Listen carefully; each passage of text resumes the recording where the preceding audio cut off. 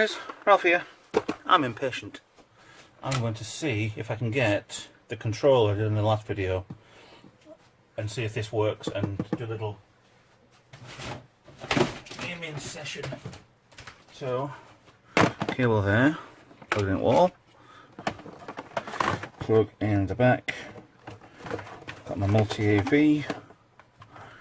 I don't have, like I said before, I haven't got a HDMI TV.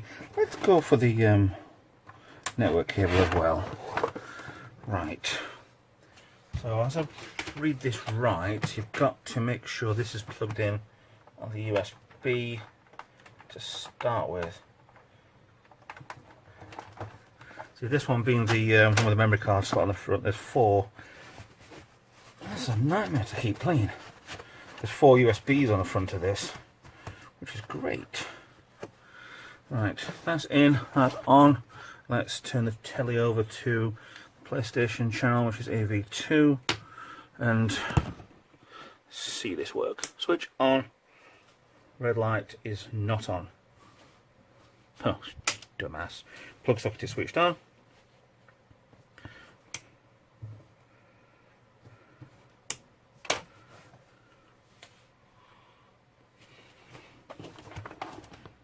Why are you not working?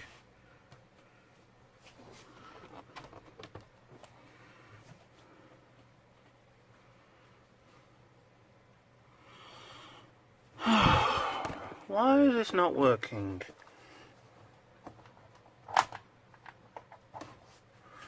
Plug's on, plug is in, the power's on.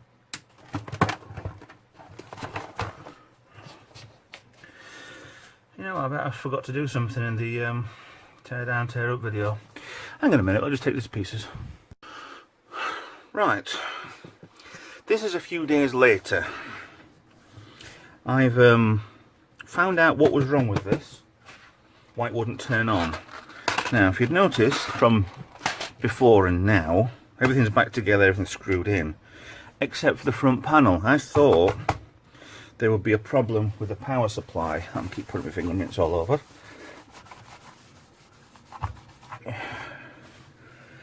What it turns out to be, the front panel goes on there, connects with the ribbon cable there to there, okay? Now what I've done is, this is a ribbon cable, one side, lovely, fine, happy. The other side, let's get in there. Sorry for a flashing, but I've just cut every single one of those. Now I could cut that off and try and thread it back in again. Or, well, potentially strip off the plastic that's on here, but it's too bloody small and fiddly. So I went begging on eBay. Begged for somebody to send me one. And they have done. So very, very grateful for, I think it was Thursday, and this is Saturday, so 2 days, less than 2 days. If I could remember the guy's name, I would be plugging him, her, well, saying the names. So this should sort this out. This is, I'm sure it's the same cable. I mean, it's silver and one's gold, but I don't care. Yeah, same width, don't know which one was on front, don't think it really matters. No, it doesn't matter, shouldn't matter, it's only a bloody ribbon cable. Now, let's get that out of the way. I want to put that in there. See, this is the side that I stripped off. So you've got to be careful with these, especially if you pull that up and then you put the cable in and then it clamps down. What I think I was doing is just ripping it out without unclipping this. So let's get that in there. Far as she goes, clamp in place. Happy, happy. Right, before I go any further with this, I'm going to test that. Sure that works. So, excuse me. I don't need the fitted that in. I mean, it's a clumsy mistake I did of just stripping off something very delicate. So let's plug this in, see if it works. I'll take power off, do a bit more dramatic. Right, so cable on, and yeah, the light is on. Light is on. Oh.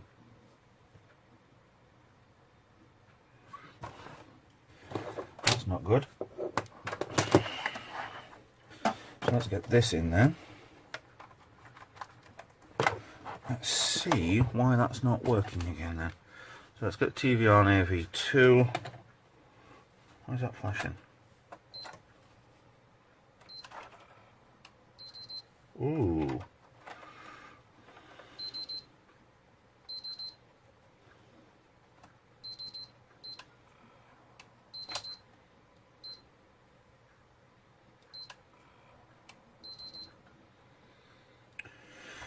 And we have another problem.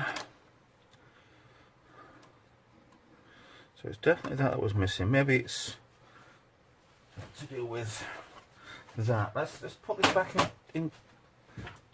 together properly. That part's on there. I need these small. Now the larger ones with the plastic.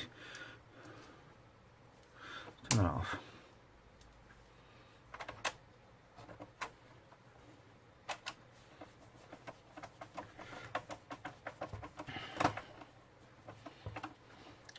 I hope I haven't balls this up. Now, the worst case, I'll have to get another one.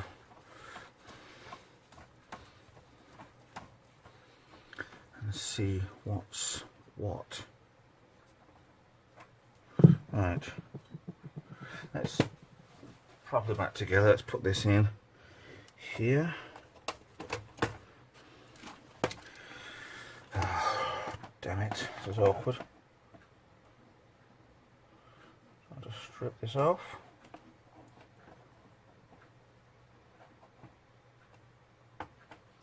There we go. And on in and not on.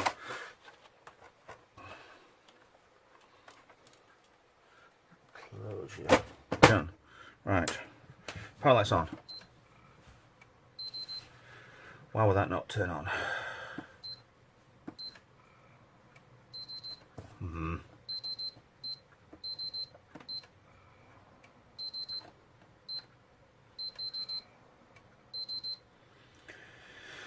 Let's see what happens.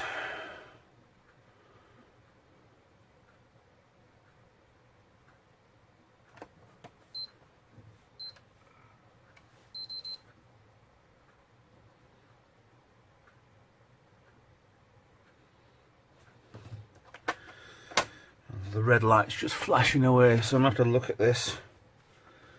See if that works by keeping my finger held on it. It'd be a shame if this will not work. I know I need to find a cover for that, but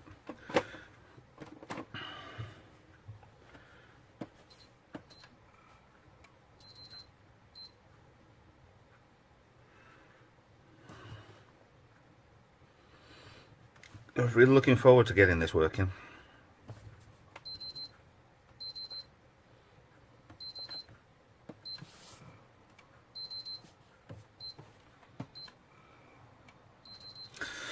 Damn it. Let me look into this and see what I can do. Right, back again. Everything I've read so far with the red blinking light of death, the yellow light of death sort of thing, it's all the same thing, is to heat the board up. Something's not right. I know the thermal paste is still fine, but I'm going to redo that again. I've got enough to do it again. So, I don't know what it is with it. But I'm going to heat the board up. I've got a heat gun, cheap as anything. Done me a couple of jobs in the past, it's still working. That's all I'm bothered about with the tool. Not bothered about getting stupid snap-on stuff or anything of any value. So I'm back down to the motherboard. See one of the other videos beforehand to see how I did that.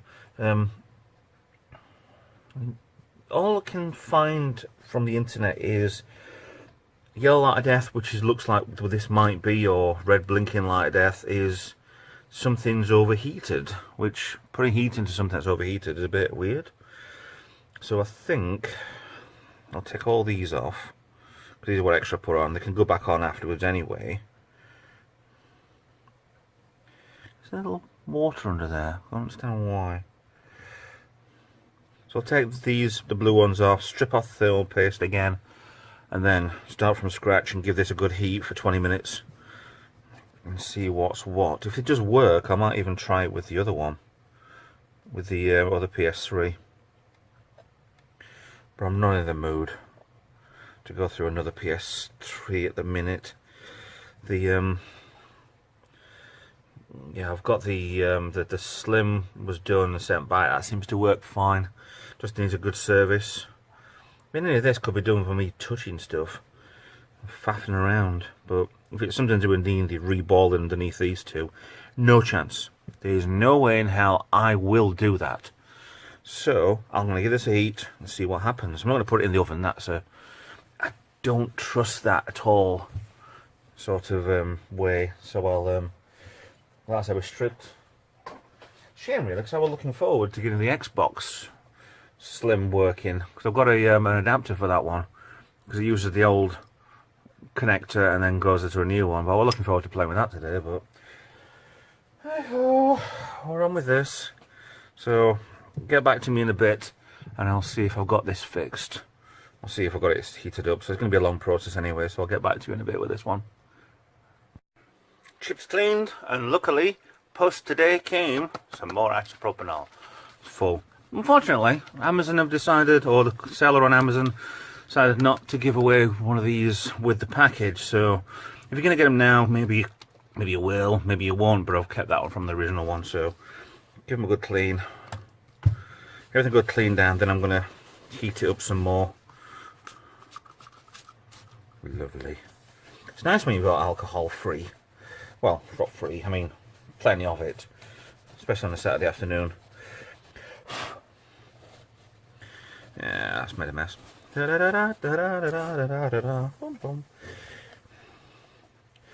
I'm waffling, I want to get on with doing the Atari ST. I mean, I know I've had a few things in the garage for a while now. I've had the Xbox 360 Slim to look at. That was part of the package with these, and I've not even touched that yet. I was waiting for the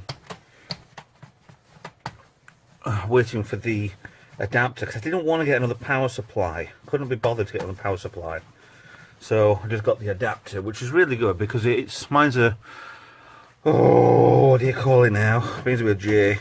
Power board. Then that will fit straight into that, and then I've got the Xbox on the way out, this slim version, because I changed it. There's nothing I could use, nothing I have got that I can actually use for it, because looks like it's got two connections in it, the earth and the 8, 9, 10, I don't know what voltage in the middle, but two side by side. God, I could do one, I couldn't do two. But to make one up, it's a pain in the arse, but that adapter cost a couple of quid, I think it were. And that's come today, so yeah, I'm happy with that. Keep turning, try not to rub crap into the chip, just keep it going, keep it clean, best you can. So it seems like the amount of the paste I put on last time was actually enough. So clean the other chips down as well while I'm here. That one seems to produce a bit of water underneath the rubber heat spread. There's a lot of dirt on there, isn't there? I'm just rubbing everything off it. That is some Sony Computer Entertainment Inc. chip. I'm hoping that may be the PS2, PS1,